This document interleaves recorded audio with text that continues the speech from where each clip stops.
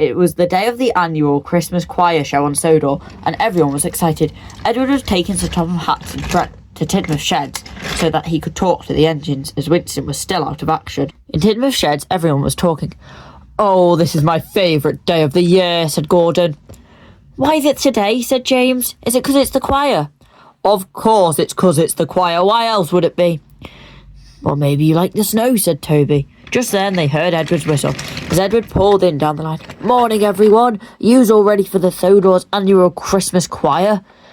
"Are we not?" said Percy. "I can't wait. I love hearing all the Christmas songs." "And whistling along," said Thomas. "But what brings you here, Edward?" "Well, it's because Winston's still out of action," said the Fat Controller, walking onto the turntable. Edward reversed down so that he could talk. "And that means that I'm out of a train to get round. So I've been having to ask other engines to take me. Luckily, Edward wasn't busy this morning. And it's a good thing as well, because I need all of you to be listening." "Is it about the choir, sir?" said Percy. "It is about the choir, Percy." "Why?" said Thomas. "It's because I've came to tell you who's taking the choir singers." "Who's it going to be, sir?" said Toby. Can it be me?" said Henry. "I think it should be me." "No, it should be me," said James. "Actually, I've already decided. And that engine I've decided is Emily." "Me, sir?" "Yes, you have been a pleasure to work with this year, and you have done your jobs on time and not given up. That is why I'm choosing you to take the Christmas choir. You need to go and get some Christmassy lights placed on you and the coaches. And then once you've done that, you need to have a wash down and go and pick up the choir singers from Maythwaite Station and take them down to Knapford." "All right, sir," said Emily as the turntable spun.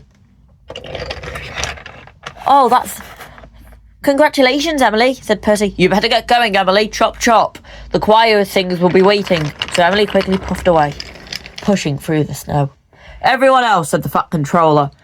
"As you know, normal work still needs to be done, meaning Percy, you still need to collect some presents and some last-minute decorations for the station. Toby, Henrietta's waiting for you. Thomas, you need to pick up the passengers that are going to be watching the choir." "Oh, I like doing that job." "Henry, you need to collect some food from Brandon Docks." "All right, sir, I'll get on it after my fire starts. And Gordon and James, you two are on regular passenger duties. Does everyone understand?" "Yes, sir," they all said. "All right, I'll see you all later. Goodbye," said the Fat Controller as he stepped into Edward, and Edward rolled away. "Goodbye, everyone," whistled Edward as he puffed out of the station. "That's exciting, isn't it? Come on, you lot, we better get down to Brandon Docks." "Shouldn't we get to Knapford Station?" "All right, well, we'll get to Knapford then," said Toby, as all the engines started to roll away. Everyone was excited. Meanwhile, in Brandon Docks, Cranky was lowering a new engine onto the ground. "Yar, move her carefully, Cranky." "What does it look like? She's heavy, you know." "Hey, no offence." "All right, let me just move you to the left a bit," and Edward puffed in. He whistled loudly. "Morning, everyone." "Oh, what's going on?" "Well, a new engine's been brought to the island of Sodor to help out with..." Just then, Sir Tom Hat stepped out. "Oh, I'm glad I'm not too late. Cranky, how's it going?" "Not very well, sir." "Hey, I'm getting close to the water. Look out." "Whoa." The engine was quickly pulled up. "I can't pull you up. My crane broke." "Oh, I'll move you down in a second." The engine was soon placed down. "Oh, thank you." "Oh, glad you got down safe. My name's Harvey. Welcome to the island of Sodor." "Oh, thank you." "Yar, and what might your name be?" chuckled Salty. "Well, my name's Belle. I'm a fire engine." "A fire engine? But I thought they normally run on the road," said Arthur. "They do." "Well, they normally do," laughed Belle, "but I'm different. My water cannons mix with my water, so I use the water from my boiler to use my cannons." And Belle showed as she turned her cannon and knocked over the tree. "Oh, that's a good skill. That'll help in summer. But why are you here so early?" asked Edward. "Well, the Fat Controller said he wanted me to try some snow training, and as your island has got a lot of snow and more is on the way, I decided to come now. I was meant to come in the summer, but I may as well stay." "And that's why I need you, Harvey, to give Belle a warm welcome and tour around the island." Can you do that? Of course I can, sir. Come on, Belle, I'll show you around the island. Just this way, said Harvey as Harvey headed down the line, followed by Belle. Right behind you, said Belle, as the two of them rolled out of the docks. Oh, she seems nice, said Edward. All right, let me pick up that tree. She knocked it down. Yar, it's all right, me hearty. It's just a Christmas tree. It's my favourite tree. They all looked the same. The Fat Controller stepped back into Edward and rolled away. Bye, everyone. I hope I see Belle around. Yar, so do we. See you at the choir later on, shouted Salty. See you then, said Edward. Meanwhile, at the washdown, Emily was having some lights fitted on her. All right, you should be done by now, Emily. Daisy rolled by. Oh, wow, Emily, where are you going all spick and span? Oh, I'm taking the carol singers. Oh, I did that job ages ago. It's so fun, said Daisy. I know, I'm really excited. They've even added some lights onto my tender. Well, you look stunning. I'll be sure to be whistling. Now, I better get going. See you later, said Daisy as Daisy rolled away. All right, Emily, we just need to wait for the coaches, said Emily's driver. Then Emily heard a whistle. Rosie rolled down. Hello, Emily. I heard you wanted the coaches here. Oh, yes. So Emily quickly coupled up to the coaches. The back coach has tinsel on it, but we ran out, so only the back coach has it. That's fine. They probably don't mind about the coaches. It's me who they'll be looking at. All right, said Emily's driver as he stepped in. Let's get going. The passengers are all waiting on the platform for us. Go get him, Emily, shouted Rosie as Emily rolled into the station. Meanwhile, Harvey was giving Belle a tour. Here's the farm. Oh, Fergus, I need to talk to you. Can you come over here, said Harvey. So Harvey and Fergus left. Nice to meet you, said Fergus as he rolled down the line. Belle stopped, looking at the tracks. Oh, sorry. I've never seen you before. Am I in your way? Of course not, dear. You look lovely. A nice colour. What are you? Oh, well, I'm a fire engine. But don't they normally run on the roads? Well, yes, but I'm one that runs on rails. Can you prove it? All right, so? Okay. So Belle sprayed some water, spraying it onto the point. What she didn't know is she accidentally froze the points, because her water soon turned to ice. Belle, come on, shouted Harvey as Harvey raced away. Oh, come on, let's go. So Belle and Daisy rolled away. Fergus didn't end up going back to the farm. He headed straight to the choir concert as it started soon. Emily picked up the carol singers and set off, but as she was driving, all the carol singers started to sing. As the carol singers started carolling, so did Emily, and soon the train was a musical chorus which sung throughout the rails. But soon trouble was going to happen. As Emily rolled down the line, she didn't know that the points were frozen shut on the wrong way. As Emily rolled down, she applied her brakes, but the snow was too much. Oh no, she said, as snow filled the rails. Whoa, then there was trouble. Emily spun round the corner, her lights hit the side. Whoa, as her lights ripped off and bang, and the bulbs popped. Emily skidded down the line and raced right into the back of the barn. No, said Emily. Emily rocked right into the back of the barn, and with a smash and a crash, she crashed into the back. Emily was stuck. Luckily, no one was hurt, but Emily had more trouble.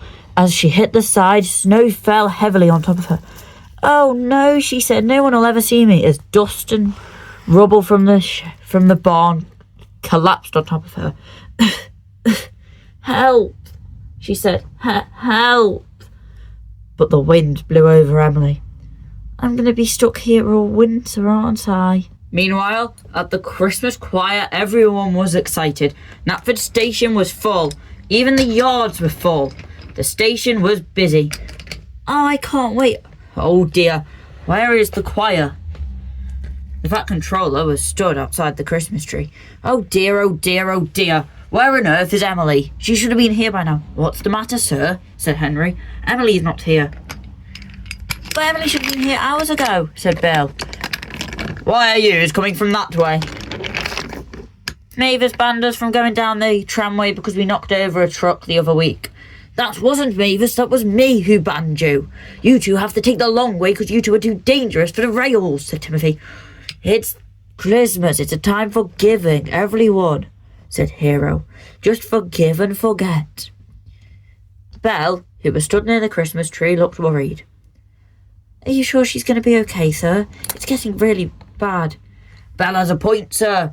With her doing her snow trading, she should be prepared to work in any weather, and this snow's getting worse. Passengers had stepped out from Annie and Clarabelle. Sir, where are the Topham, where are the carols? Where are the carol singers? Said Dowager Hat. We want to know, said Mrs. Kindly. More passengers started walking up and all looked worried. I'm afraid I don't know. They must have gotten into an accident. Well, we have to go and look for them, said Belle. But you don't have a snowplow, it could be dangerous. I'll be fine, said Belle. I'll find one. We don't have time for snowplows. Come on, said Belle. So Belle and Harvey set off. Henry joined in. I'll help. Everyone split up, said Edward. We can search more ground that way. And that's what they did. Duck set up on Gordon's Hill as Belle, Henry and Harvey set off down the main line. Gordon, you set off down the tramway. Why me? We'll go, said Flora. Yeah, we can, said Toby. Emily was starting to get colder. Is anyone coming? She shivered. I don't know, said her driver, but the snow's getting worse and we're losing power in the coaches. The heaters can't stay on forever. What are we going to do? Just then, Emily heard a whistle. Who's that? It was Belle, Henry and Harvey. Come on, they have to be round here, said Belle, as Belle raced down the line. Belle's got a point, said Henry. Emily! Emily! Emily! Shouted Belle. I'm over here. Hey, what's that on the line? I can't tell, said Belle. No, it's just fairy lights. I'll take them back to Knapford. We can make use of them, said Harvey. It must have been from that old tree. Come on, we'll never find them in this weather. Let's get going, said Belle. All right behind you, said Harvey. They didn't hear us, said Emily. Just then, some passengers stepped out. Are we getting help or what? I'm afraid not, said Emily's driver. They can't hear us from back here. If only we had another way to speak. We could sing, said the carol singers. You could? Yes, we could. If we sing, maybe they'll hear us. Singing is a lot louder than just shouting. So everyone quickly got into formation. As soon as the carol singers and Emily heard someone, they all started singing. Duck rolled down the line. Oh, this is useless, he said. We're never going to find him. Find who? said Mavis, who was working in the quarry. Find Emily. She's gone missing and... Wait, do you hear that? I think so. It sounds like carol singers. Hello? Is anyone there? Help us, the duck. We're freezing and I'm off the line. Quickly, Mavis, we need to go get help. You keep Emily safe. I'll go and get help and you go and get Thomas. All right. So Emily waited as Duck and Mavis raced away. All the engines soon arrived. All right, said Harvey. Everyone get into Annie and Clarabelle and Thomas and Mavis will take you back to the station. So all the passengers hurried over, shivering in the cold. I'll go as well, Emily, but don't worry. I'll make sure not to forget about you, said Emily's driver, as everyone quickly stepped into the coach. Mavis and Thomas reversed down the line. All right, Harvey, it's up to you now. So Harvey unhooked his snowplow and rolled in. He pulled with all his might. The coaches are too heavy. I can't do it alone. I'll help, said Belle. With the help of Belle, Harvey pulled in the two coaches out of the shade. The two engines pulled Emily out of the shed.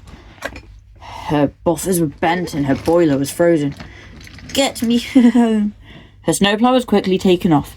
If we take it off, it means Henry can pull you home. You'd really do that, Henry? Yes, Emily, I would. So Henry coupled up to Emily and pulled Emily down the line. So Topham Hatt quickly walked out. Emily, I am so impressed with you. I'm glad that you didn't give up or feel disheartened. You stuck by it and survived. Congratulations. Now let's get you back to the station, said Topham Hatt as he stepped into Emily. The cavalcade rolled out down to the Knapford station. When Sir Topham Hatt arrived back, the cavalcade pulled in. "We're here," said Belle. "We're here." "Emily's safe." "Oh." The Fat Controller stepped out and walked down. "What is Winston? Why, I never. I thought you weren't meant to be out of the works till after Christmas." "Well, sir," smiled Edward, "we did our little bit of magic, and as we know the construction worker, he started to help out Winston a bit faster, and he's here." "I'm ready to help, sir. Come on, take me for a spin." "All right, Winston. Let's listen to the carols together." The Fat Controller stepped into Winston and spun him round so that Winston could sing. Before long, Winston reversed in, and the Fat Controller stepped out.